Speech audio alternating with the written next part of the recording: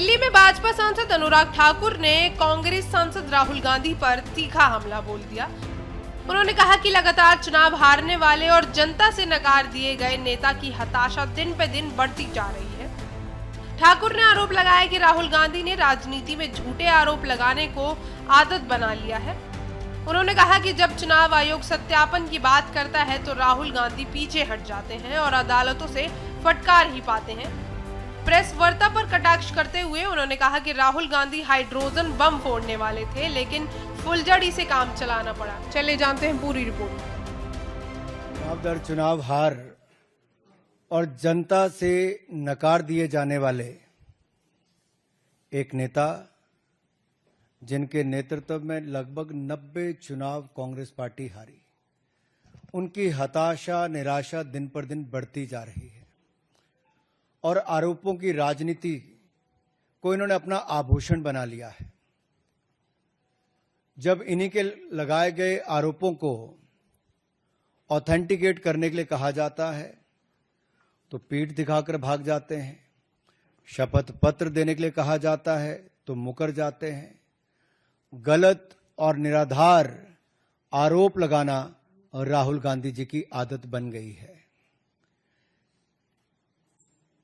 It has become a habit of Shri Rahul Gandhi to make incorrect and baseless allegations. और बार बार आरोप लगाने के बाद माफी मांगने का काम और कोर्ट से फटकार खाने का काम राहुल गांधी जी का हो गया है। आप देखिए, राफेल हो, चौकीदार चोर हो, या फिर सावरकर जी या आरएसएस की बात, या फिर पेगासस के मामले, इन सब पे इनको फटकार ही लगी है।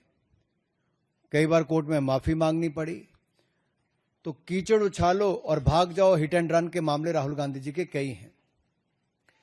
आज की प्रेस कॉन्फ्रेंस में हाइड्रोजन बम फोड़ने वाले थे, फुलझड़ी से काम चलाना पड़ा, वो भी फुस हो गई।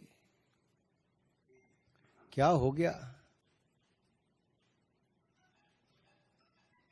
इलेक्शन कमीशन ने बड़ा स्पष्ट कहा है कि no deletion of any vote can be done online by any member of public. Online किसी भी वोट को नहीं काटा जा सकता और no deletion can take place without giving an opportunity of being heard to the affected person. तो बगैर किसी की बात सुने उसका वोट नहीं काटते, उस पर निर्णय नहीं करते। 2023 में अनसक्सेसफुल अटेम्प्ट्स की गई, प्रयास किए गए जो विफल रहे, नाम काटने के आलंद असेंबली कॉन्स्टिट्यूएंसी में। और ये इलेक्शन कमीशन ने एफआईआर फाइल करने के लिए ही कहा था इस पर, और इन मैटर इन्वेस्टिगेट करने के लिए भी इलेक्शन कमीशन ऑफ इंडिया ने ही कहा था।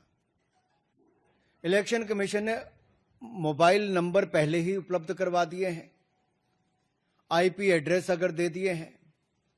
अगर मोबाइल नंबर दे दिए, आईपी एड्रेस दे दिए, तो कांग्रेस शासित राज्य की कर्नाटक की सीआईडी ने अब तक क्या किया? और मैं एक ध्यान आपके माध्यम से देश की जनता को बताना चाहता हूं।